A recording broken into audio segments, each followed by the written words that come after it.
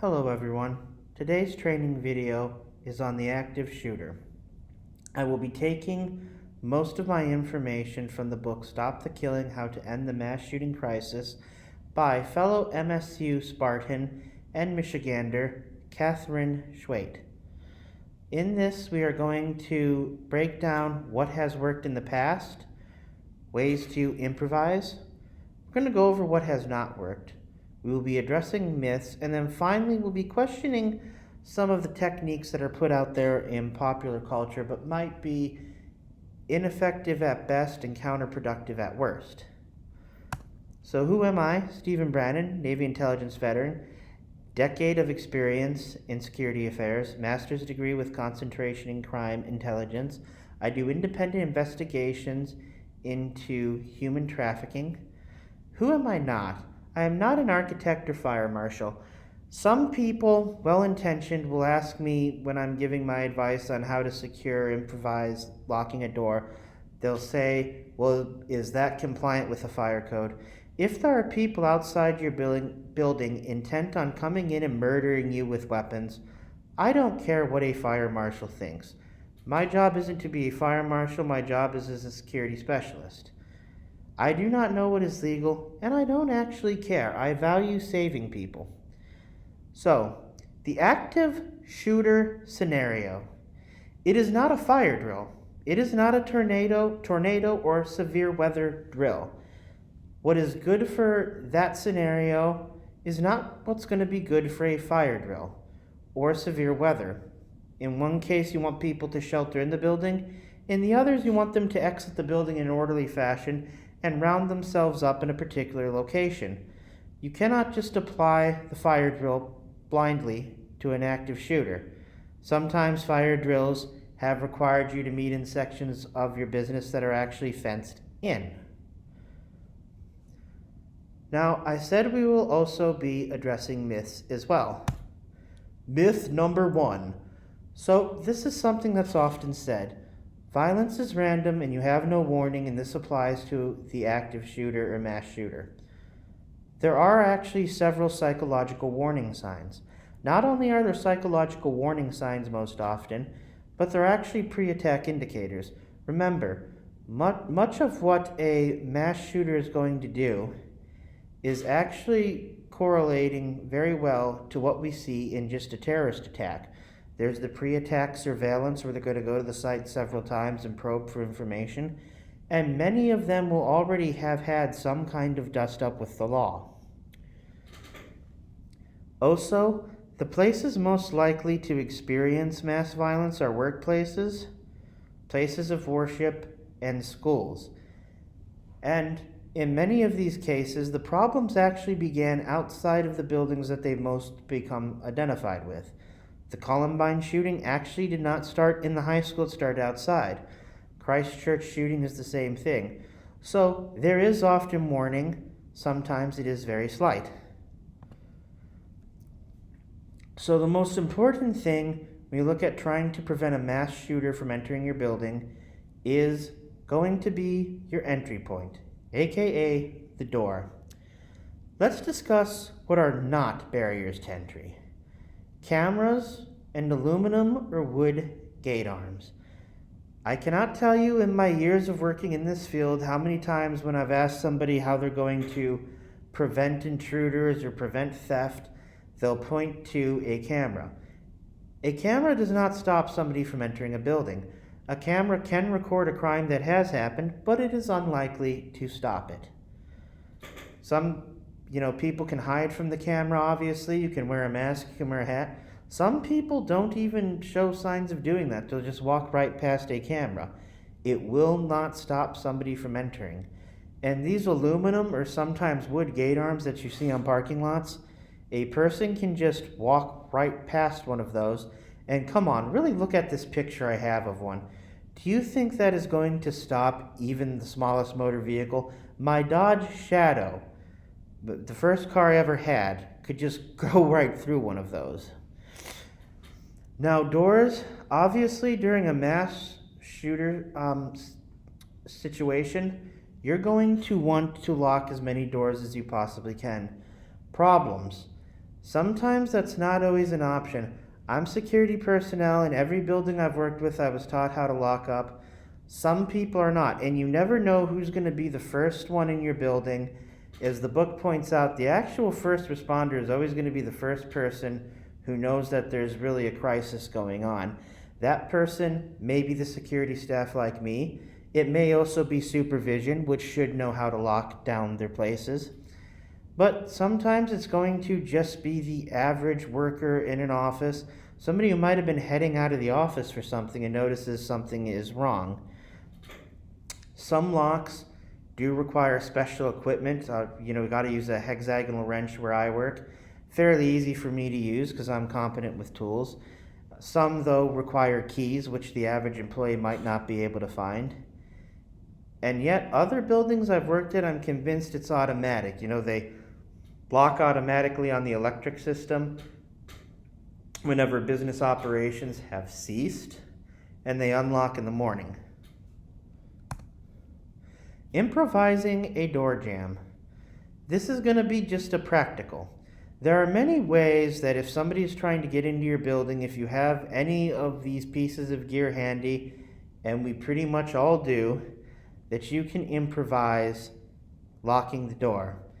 I use the example of a pipe, a beam of wood, a bicycle lock, a jacket, a wet floor sign, a belt, or a scarf, and I can think of many others, and you're gonna get to watch this very short video of me just using random objects to secure doors. So there are a few different type of door configurations at businesses. I'm going to teach you how to jam a bolt. Sometimes you're going to have them like this, and this can be a push bar like you see on those doors. You got to push it to open. Sometimes it's set so that you don't actually even need to push the push bar in. It's already in and it won't be activated till it's locked. Then you'll have some that are like this. They're just the more traditional type of handles. Again, I'm going to show you how to actually work both of those types. I'm going to also teach you how to jam the sliding doors. Okay, so I'm just going to show you how to improvise jamming a door with some basic items here. Yeah, this is, obviously a slippery sign. And this is sort of what I call an industrial strength cable tie. First up is going to be the sign.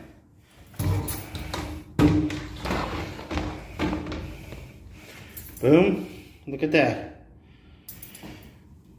Now we got the cable tie. I'm not actually going to tie it off because I'd have to cut it, but you know how a cable tie works. That end is threaded through that end, and this is pretty substantial right here. Sometimes you'll have doors that are like these right here, and sometimes these will just maybe be knobs, but still you can thread this cable tie right on through here and tie it off. So a very good question might be, what if there's a metal partition exactly like this between the doors? Well, you can still actually thread materials and ropes and whatnot and tie off. So yeah, with sliding doors, you just get an object that can lock them up like that. Could be a wood beam or broomstick. Okay, so what do you do if you have doors like these? I'm going to show you how to improvise something out of something as simple as a scarf. You just wrap it around, the handles. You can do that with a lot of things. You can do it with charging cables or string or rope or anything else. Myth number 2. Locks on wood or glass doors are useless. I've heard people often say this, what's the point in locking a door that has a massive glass pane? And what's the point in locking a wood door when you can just punch through it or you can just shoot through it or anything like that? Let's look at the actual facts. Locked doors have stopped mass shooters. Mass shooters are unskilled. They often have little or no training. They come in there with a plan, and anything that upsets their plan causes them anxiety and will cause them to bolt. Second, shooting a wood door. This is often in the movies. Somebody says, "Step aside, Jethro," pulls out a gun, and opens and shoots a door and it flies open. That is not the case. Shooting a wood door does not open it. Shooting a doorknob off a door will not open a locked door. Now, yes, you can kick or throw your body mass into a wood door, but you do need some type of training for that. It ain't the easiest thing in the world. There's no record of mass shootings in the United States where the shooters brought breaching equipment. And breaching equipment is equipment designed specifically to get into a locked facility. Another thing I want to address is that glass hurts. And I see this all the time in movies where somebody punches through a pane of glass, reaches in, unlocks the door, or something like that. Sometimes you get the good old actioneer movie where a guy just runs right through a big glass panel to get into a building or to escape from a building. You would be so cut up by that. If an attacker did that, they would be very cut up. Their sight would probably be compromised. They get glass in at least one eye. The fact of the matter is glass just really hurts, and it's not going to be as easy to break through as you think. Now, one thing I do want to address is the good guy with a gun situation, because this comes up in any talk of security I have, and it's somehow a lot of people leech it into conversations that don't have anything to do with the scenario. It's really quite weird.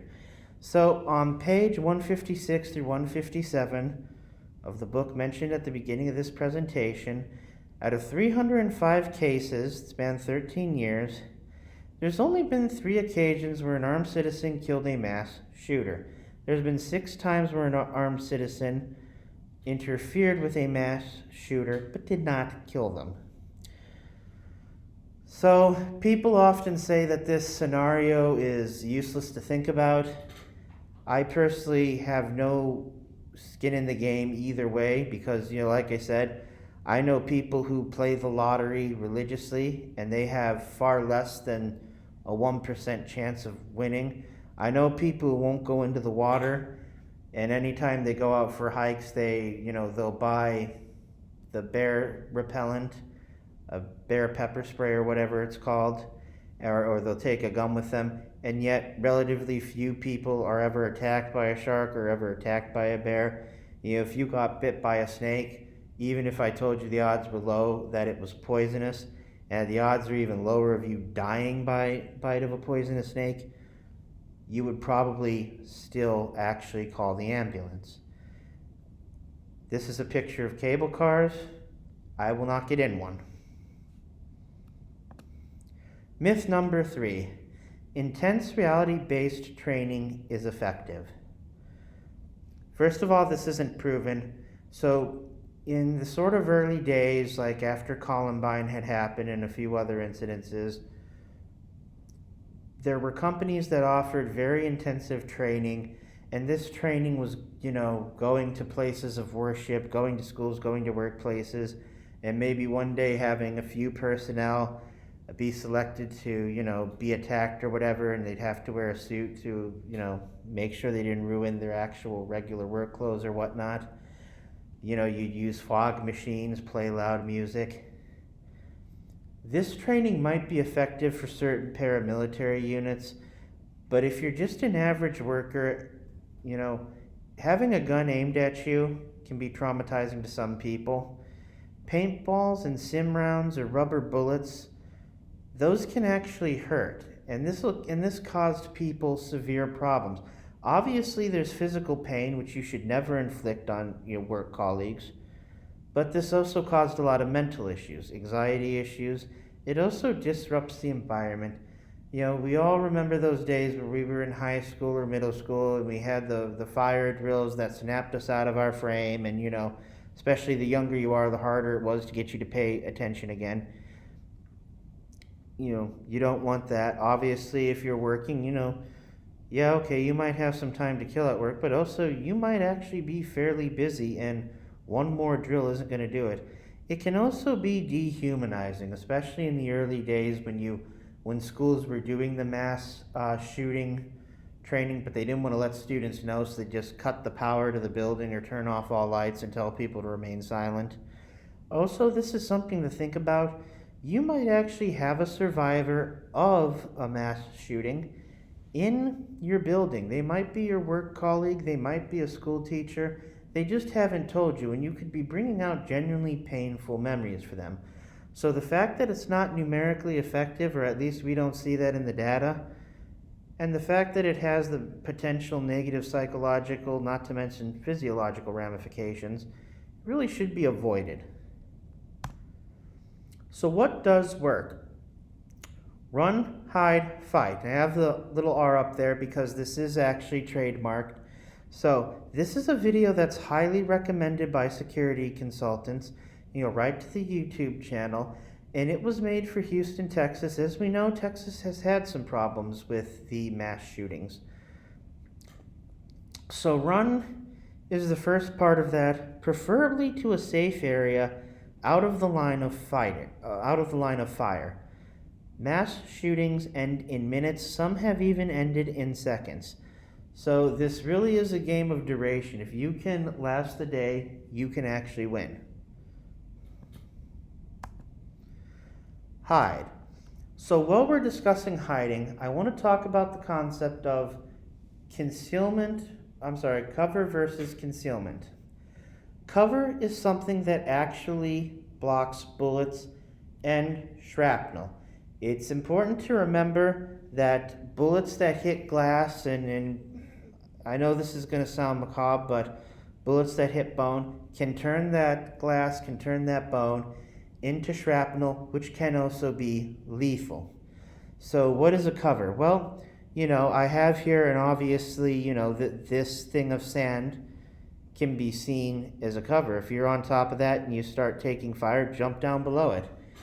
Boulders. You'll notice these boulders aren't very big, but they are the typical boulders that you do kind of see outside of a lot of offices.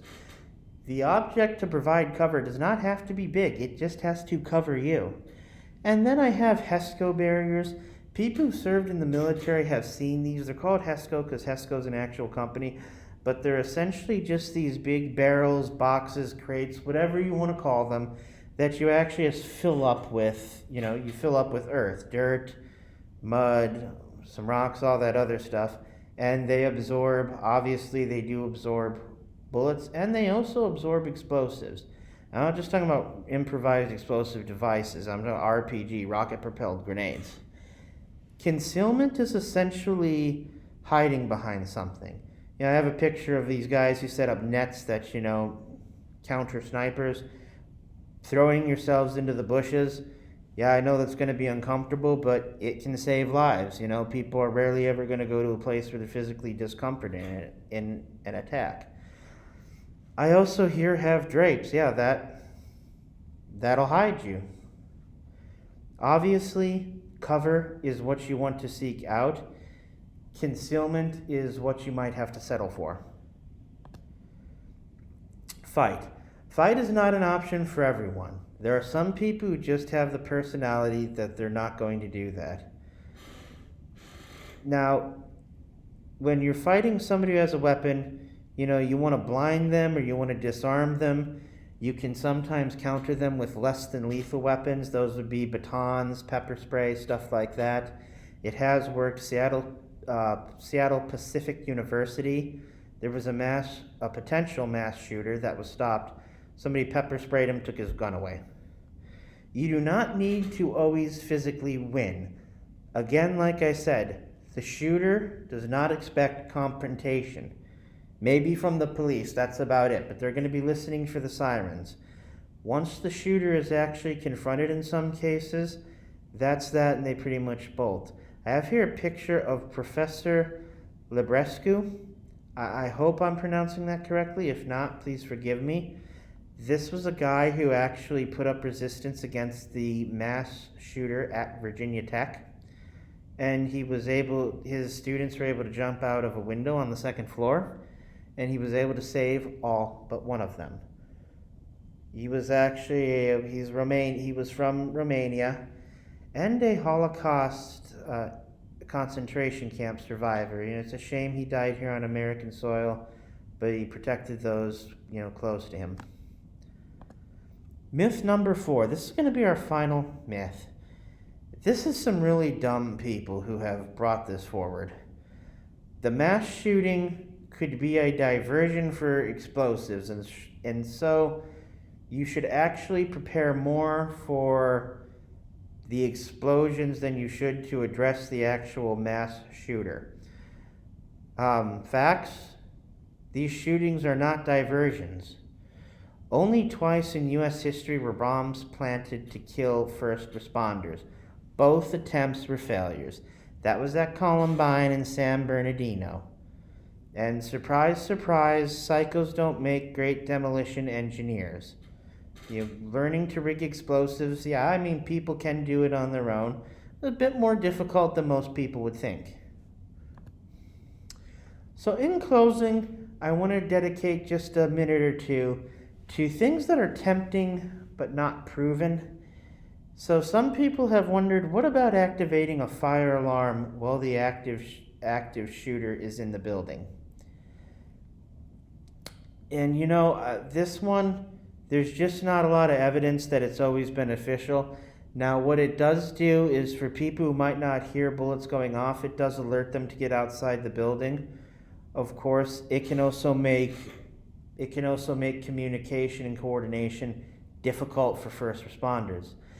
There is first aid dedicated to workplaces set up for how to do first aid during a mass shooting crisis.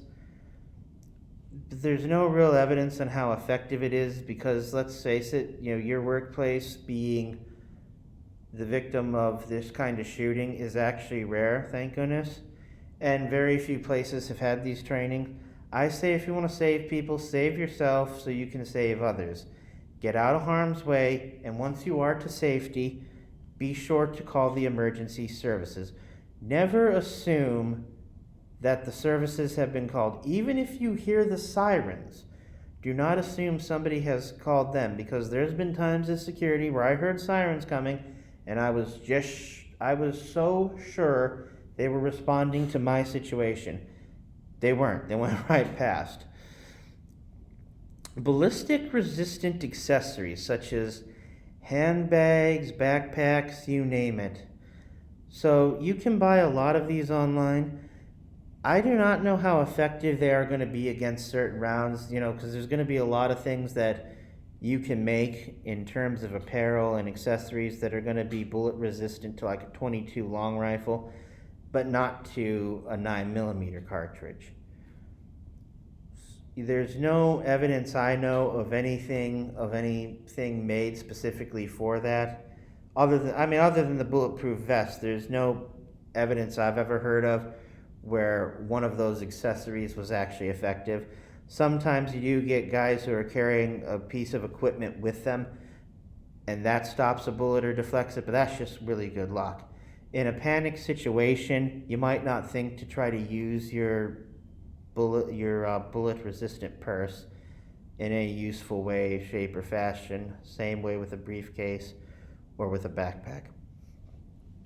Buzzer entry is another thing, and most of us are going to know what that is. That's where, when you're trying to get into a building, you hit a buzzer and then someone unlocks it. This seems one that could go either way. You can be fooled by it. Somebody could appear not to be armed or whatever and hit the buzzer. And it's not always clear to me that even if somebody hits the buzzer, that they're actually checking who's hitting the buzzer to make sure it isn't a potential attacker. Some are going to have cameras on them so you can see what's going on, but some aren't, and you always hope they're monitoring. A thief actually mentioned that he loved sticking up places that had the buzzers, because, once he was in, he didn't have to worry about anybody coming into that shop behind him. So these are interesting things to think about. It's just, their efficacy is far from proven. Either way, y'all have a great day now.